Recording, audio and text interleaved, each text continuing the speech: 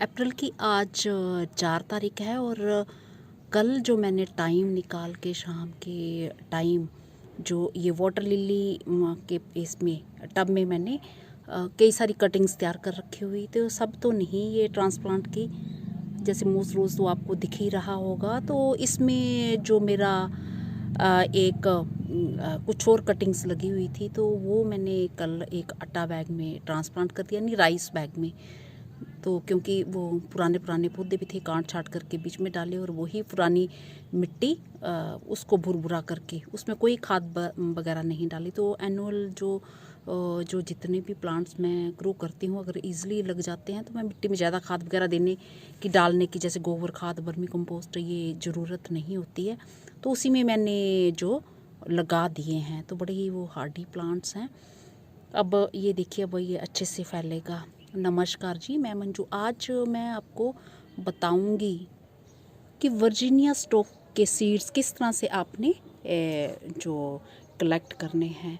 तो आपने मेरे गार्डन में देखे होंगे वर्जीनिया स्टॉक के इतने सारे फ्लावर्स आते हैं, जैसे सपोनेरिया वगैरह के आते हैं ना, झुंड के झुंड, बिल्कुल ढेर सारे बुक्के की तरह। तो उसी तरह से आपने वर्जीनिया स्टॉक के भी देखे होंगे, पर्पल कलर के फूल थे बड़े ही सुंदर। तो उनके जो सीड पोड होते हैं बिल्कुल बारीक बारीक होते हैं और हाथों से तो एक एक फली निकाल के हम चुन नहीं सकते। तो किस तरह से उनके सीड पोड निकालने हैं मैं बताती हूँ। और जब आप उनके सीड निकालते हो तो सीधे हाथों से ना निकालें। तो मैंने 2 पोट तैयार किए थे। एक में जो मैंने आपके सामने ही मल्होत्रा वाले जो मेरे पास पोट हैं लंबे वाले, उसमें मैंने ग्रो करना सिखाए थे, उसमें थे। और एक में मैंने कुछ पौधे सीमेंट पोट में 4-5 ट्रांसप्लांट किए थे। तो ढेरों फूल जो हैं उस पर आते रहे और मैंने वीडियो शेयर भी किए हैं। तो फूल देखना चाहते हैं वर्जीनिया स्टॉक मंजू हांडा ऑर्गेनिक गार्डनिंग लिखें तो वो वीडियो आपके मोबाइल स्क्रीन पे शो होंगे, तो आप देख सकते हैं। तो जब भी आप इनके सीड जो कलेक्ट करें तो हाथों में ग्लव्स पहन लें। तो मैंने जब उस पोट से वो इसके सीड पोड जो है अपने तरीके से जैसे कि मैं करती हूँ मैंने कलेक्ट करने की कोशिश की, तो मुझे जो हाथों में खारिश वगैरह होने लगी। तो फिर मुझे समझ आया, कुछ देर खारिश होती रही, फिर खूब मैंने साबुन से धोए वगैरह, तो उसके बाद भी होती रही। तो ग्लव्स पहन लो।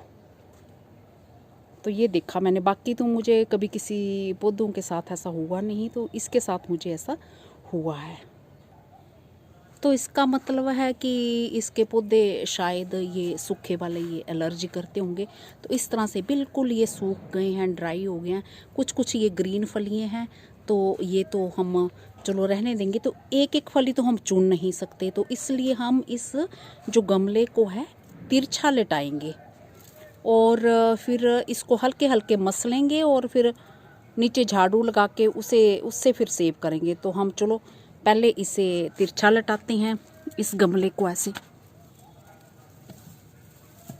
ऐसे ज़मीन पे। तो जो छत है जहाँ पे सीड आपने कलेक्ट करने हैं, इसको थोड़ा साफ़ कर ले नीचे, ताकि सीड आपको चुनने में सुविधा रहे। तो धीरे धीरे इन फलियों को आपने क्रश करना है हाथों से। मैंने बोला ना कि एलर्जी हो जाती है, तो चाहे इस तरह के ग्लव्स पहनो, चाहे आप इस तरह के जैसे मर्जी पहनना चाहो तो आप पहन सकते हैं। और बस करना क्या है, ये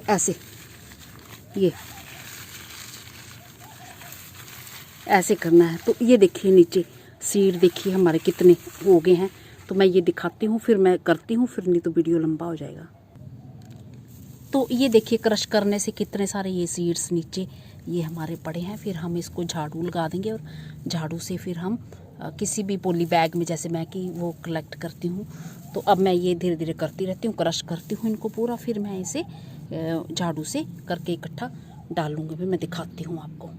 तो मैंने काफ़ी कुछ, हाँ, यहाँ से जो मैंने पौधे ट्रांसप्लांट किए तो मैक्सिकन पिटूनिया, मुझे नाम ही भूल गया था, तो वो समर गार्डन की तैयारी के लिए वो मैंने ट्रांसप्लांट कर दिया। वो भरपूर गर्मी में भी ट्रांसप्लांट हो जाते हैं अगर जड़ वगैरह ठीक हो उसकी। तो मैं दिखाती हूँ। तो ये एक जो राइस बैग में मैंने ये ट्रांसप्लांट कर दिए हैं। कुछ कुछ पत्ते इसके पीले भी हैं नीचे के, तो कोई बात नहीं। तो अपने आप ही जब मौसम थोड़ा ठीक होएगा, जड़ अच्छे से चलने लगेगी, तो धूप में ही मैंने इन्हें रखा है, तो ईज़िली चल पड़ते हैं ये। तो इस गमले से सीड्स जो झाड़ते हुए मैंने इसे अलग अलग तरीके से जो घुमाया ताकि फलियाँ नीचे से ऊपर ना रह जाएं। तो कुछ हरी भरी फलियाँ हैं, तो अब इसमें थोड़ा पानी डाल दूँगी ताकि वो हरी फलियाँ भी जो मैच्योर हो जाएं। तो एकदम से मैं पानी डालना बंद नहीं करती हूँ। जब सीड पकने वाले होते हैं तो पानी थोड़ा कर देती हूँ, क्योंकि कुछ पक रहे होते हैं, हरे होते हैं। तो इस तरह से झाड़ू लगा के मैंने इन डिब्बों में सीड डाल दी हैं। तो इन जो ये फलियाँ झड़ी हैं इसमें भी कुछ सीड होंगे। अभी मैं अलग नहीं कर रही, अभी मेरे पास टाइम नहीं है, तो इतने कुछ हैं तो मैं मिक्स ही कर दूँगी, इकट्ठे ही कर दूँगी। जब टाइम होगा देखा जाएगा। और सर्दियों में तो मुझे ये लगाने हैं, तो खूब पौधे इसके जम आते हैं। तो ये फलियाँ फूस निकला है इसका, तो इसमें भी होंगे अभी। इस तरह से ये वर्जीनिया स्टॉक के ये सीड, ढेरों फूल जो ये देते रहते हैं, ये ऐसे निकलते हैं। ये देख पा रहे होंगे आप। तो ये मैंने हार्वेस्ट कर दिए हैं। तो इनको आपने डालना कैसे है, जैसे मैंने बताया ना, पॉली बैग में छोटे से एयर टाइट हो उसमें डाल दो, फिर गांठ बांध के एक पॉली बैग और चढ़ा दो। बस मॉइस्चर नहीं उसमें आना चाहिए, बस बरसात के मौसम में सीलन से सीड्स को बचाना है। तो ये फिर लंबे टाइम तक ठीक ठाक बने रहते हैं, और जब आप ग्रो करोगे तो खूब सारे जो प्लांट्स आपके घर में तैयार हो जाएंगे। तो इसके सीड्स ऐसे हैं कि आप थोड़े से भी डालो, पूरे के पूरे ही निकल आते हैं। तो मैंने तो यही देखा।